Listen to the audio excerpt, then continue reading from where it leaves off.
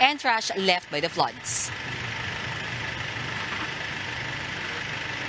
Floodwaters surrounded almost all barangays here in Marikina. Residents are trying to save what they can from their soaked appliances and furniture. M.A. Villaruel could not help but cry as they lost all their hard-earned belongings. Even the modules, laptop, and tablets used by their 2 kids in school were soaked in water. Kaya kagabi pa talaga, kahapon pa ako iyak na iyak. Kasi kahit yung mga gamit namin, oo, nakaligtas kami, pero kahit paano yung mga gamit namin, pinundar namin ng mag-asawa, naubos. MA recounts how they had to rush out of their house after the perimeter dike near their house collapsed. The strong current from the dike also resulted in the death of a 33-year-old man. The walls at the back portion of their house fell during the onslaught of Ulysses on Thursday. It was only on Friday that rescuers were able to retrieve his body. Text pa ng utol ko na kumusta kasi para lumikas. Kasi yun nga, may bagyo tayo. Nag-oo naman siya kaso sinabihan pa nga yung isang utol ko na di bali yung mga gamit mawala basta yung buhay may salba. Hindi nagulat na lang kami na baliktad ang nangyari. Kaya talaga masakit sa amin na wala siya. Another survivor recounts her experience. Minda Pingol is now cleaning up trash in their house after the flood reached the 2nd floor. She gets emotional since even their family pictures and other memorabilia were not spared. Wala nga rescue. Wala nga rescue. Ano na kami? Nag-start kami ng hingi. Lahat ito ginawagan, pati Malacanang Tapos, wala talaga. So, dinadaan-daanan lang kami, di ba? Kung nakita mo yun, dumadaan lang sa amin. Babalikan na lang namin kayo. Minda was already living in Provident when Ondoy happened in 2009, but she believes Ulysses is much worse. Mayor Marcy Chodoro says the rehabilitation efforts may take a few weeks. He warns that the economic effects will be felt in the next 5 to 10 years. That is why he opted to declare a state of calamity to help residents apply for loans with the help of government agencies like SSS, GSIS, and Pag-ibig. Nag-declare ako ng state of calamity para makapag-file ulit sila ng emergency loan, calamity loan, housing loan.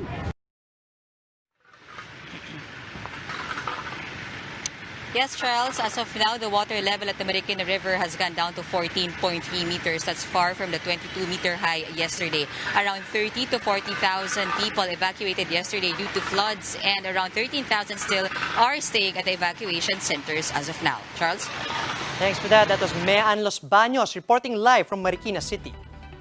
Several people have been reported dead after Typhoon Ulysses whipped the Bicol region. To give us more details, Jenny Dongon joins us on the phone from Camarines Sur. Jenny, what is the latest over there? Charles, 3 residents here in the town of Milaor in Camarines Sur are now being mourned by their families. The fatalities were all teenagers were out of their house during the onslaught of Ulysses. In just a few minutes, the strong current brought by a rushing flash flood ruthlessly swept them. Authorities eventually recovered the 3 lifeless, while only 1 survived the incident. Marites, the mother of one of the victims, still can't accept the passing of her daughter, Joanne. Recounting what happened, she said they didn't expect the water level to abruptly rise. Almost an hour later, the 12-year-old girl was found dead in a hole just meters away from their home. Since their house was destroyed, the body of the victim is now at a chapel in the area. Over in Barangay Katakbakan in the town of Goa, another body was found dead amid the raging rainfall. The victim's sister narrated that his brother was trying to salvage their goats when a flash flood occurred. Signal number 3 was raised over the province of Camarines Sur due to Typhoon Ulysses. Charles, right now, 13 low-lying areas here in Milaor are still submerged and need to waste-deep flood waters. LG officials explained that the town is serving as a catch basin for the water coming from nearby areas. Charles. Thanks for that. That was Jenny Dongon reporting live from Camarines Sur. Typhoon Ulysses also left massive destruction in other areas. In Camarines Norte, 3 residents were reported dead, while 8 others are still missing. Local officials said the province experienced rains for 21 hours, resulting in flooding and landslides. The flood brought by Ulysses forced a family in Quezon to transfer the casket of their departed loved one. According to authorities, some motorists are still stranded along the flooded Maharlika Highway. Evacuees in San Mateo, Rizal have started trooping back to their homes to begin cleaning.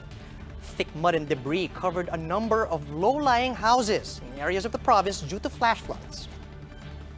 Over in DASMARINAS, CAVITE, 3 individuals reportedly died, while another 3 were injured. This after a building being constructed near the barracks of workers collapsed during the onslaught of Ulysses. As for the latest on the typhoon, Pag-asa said Ulysses has already exited the Philippine area of responsibility as of 9:30 a.m. However, it will continue to bring gusty conditions over several areas, including the Cordillera and Ilocos regions. We'll be back with more stories after a quick break. Keep it here on One News.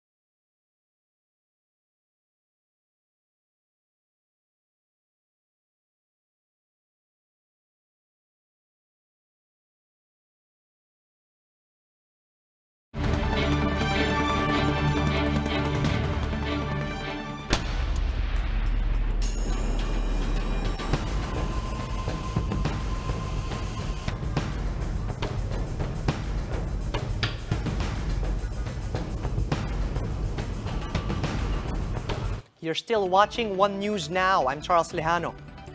The NDRRMC admits that they're running low on manpower as back-to-back typhoons hit parts of Luzon in the past 2 weeks.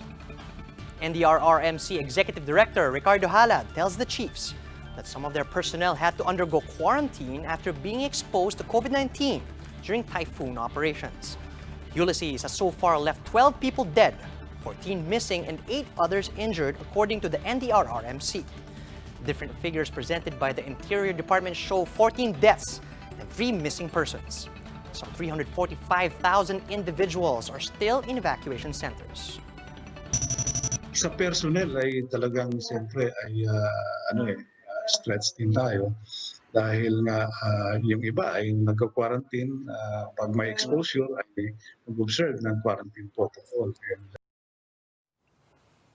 After Ulysses left a massive trail of destruction, residents now have to grapple with water supply interruptions. Shala Francisco tells us more. Flood water reached the roofs of the houses in Barangay Bagong Silangan, Quezon City on Thursday. While it subsided, residents are facing another problem, the lack of water supply. Macario, for one, has not finished cleaning his mud-filled house due to low water pressure. Magtiis na lang kami mamaya siguro kung malinis na yung aming sahig magtiis muna kami. No? Alam niyo naman kami mga matatanda na kailangan naman komportabling higaan. Kaya lang, wala na kaming choice, kundi magtiis na lang. Walang tubig. Without enough supply of water, some of them say it would take at least a week for their houses to be habitable again. Maynilad says roughly 1 million households, or 70% of its customers, are facing rotational water interruptions. It explains that production in La Mesa plants had to be reduced due to high turbidity of water coming from the Ipo Dam. More than times 3 yung dumi ng tubig na nakuha namin kahapon mula sa Ipo versus to sa historical maximum. Customers of Manila Water in Marikina, Pasig and Rizal are also experiencing water interruption. In response, both concessionaires say water tankers have already been deployed to assist affected households. Meanwhile, Pag-asa says some dams will continue to release water due to excess supply brought by Typhoon Ulysses. The National Water Resources Board assures the public that they will mitigate possible flooding. Officials explain that the spilling operations are necessary to prevent infrastructure damage. Dahil nga po flooded na no yung area sa downstream, so ayaw ho nating itodo din no yung pag-spill no at para hindi na ma-aggravate lalo no yung impact ng mga pagbaha no doon sa downstream communities no. So yun po ang isa nating kino-consider. They also clarified that the activity has no connection to the abrupt rise of floodwater in Marikina City. Walang epekto yung mga dam releases doon sa flooding na nangyari sa Marikina. Dahil yung tubig from Angat and Ipo Dam hindi po nakakarating sa Marikina. Shaila Francisco, we are One News. Over 450,000 Meralco customers remain without power. Spokesperson Joe Zaldariaga says line crews are continuously working to restore electricity services. Zaldariaga notes that repairs may take a little longer for areas with severe flooding. The National Grid Corporation of the Philippines reports that 44 transmission lines were affected. Of that number, 30 lines are now functional, while the remaining are still undergoing restoration. 8% of Filipinos expect a COVID-19 vaccine to become available in the next 12 months. Based on a recent social weather station survey, 27% of Filipinos believe that a coronavirus vaccine will definitely happen, while 53% of the respondents say it will probably happen. Scientists in COVID-hit countries are racing against time to produce a safe and effective vaccine. As for the numbers, the health department logs nearly 2,000 new cases for today. Of that number, some 34,000 are active. 31 people died of the virus in the past 24 hours, bringing the death toll to 7,750. Some 500 people, meanwhile, have gotten better from the disease. Recoveries now stand at nearly 363,000.